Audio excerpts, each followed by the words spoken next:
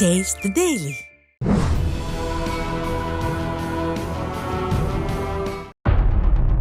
தமிழகத்தில் எப்போது திமுக ஆட்சிக்கு வந்ததோ அப்போதில் இருந்தே அரசு இயந்திரத்தில் கோளாறுக்கு மேல் கோளாறுதான்.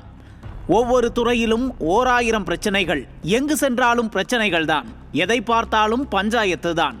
இதைவிட கொடுமை என்னவென்றால், அதி முக்கியத்துவம் வாய்ந்த துறைகளில் ஆயிரக்கணக்கான பதவிகள் காலியாக கிடக்கின்றன. பள்ளிக்கல்வித்துறையில் 19,000ற்கு மேல் காலி பணியிடங்கள் இருக்கின்றன. அதில் ஹைலைட்டே சுமார் 4,500 பள்ளிகளில் தலைமை ஆசிரியர்களே இல்லை. இருக்கும் ஆசிரியர்களே அவர்கள் பணியோடு சேர்ந்து தலைமை ஆசிரியர் பணியையும் கவனிக்க வேண்டும் என்பதால் மாணவர்களுக்கு வகுப்பெடுக்க முடியாமல் தவிக்கின்றனர் ஆசிரியர்கள்.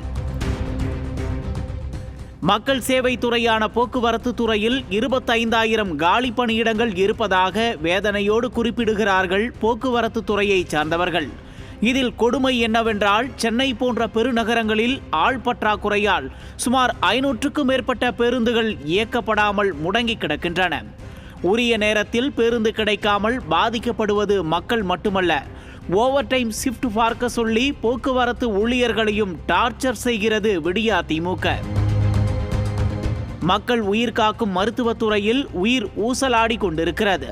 எப்போது மருத்துவத்துறைக்கு மாசு பொறுப்பேற்றாரோ அப்போதில் இருந்தே ஐசியூக்கு சென்று விட்டது தமிழ்நாடு சுகாதாரத்துறை. மருத்துவத்துறையில் உள்ள 21 வகையான பணிகளில் சுமார் 3,645 காலி பணியிடங்கள் நிரப்பப்படாமல் இருக்கின்றன. இதனால்தான் அரசு மருத்துவமனைகளில் அசம்பாவிதங்கள் கூட நடப்பதாக வேதனையை வெளிப்படுத்துகிறார்கள் மருத்துவத்துறை வல்லுநர்கள்.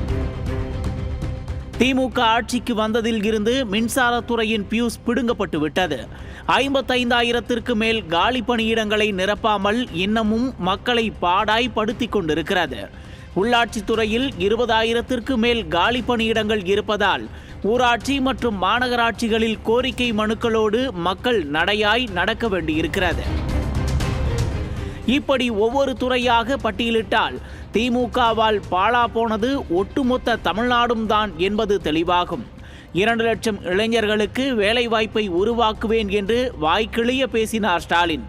ஆனால் இருக்கும் காலி பணியிடங்களையே நிரப்பாமல் இப்படி மெத்தனமாக இருப்பது ஏன்?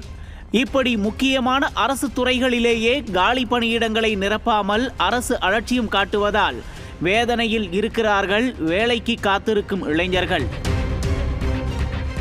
ஆக எதிர்க்கட்சித் தலைவர் சொல்வது போல ஆட்சி செய்ய தெரியாமல் பொம்மை போலத்தான் இருக்கிறாரோ முதல்வர் ஸ்டாலின் என்ற கேள்வி இயல்பாகவே எழுகிறது.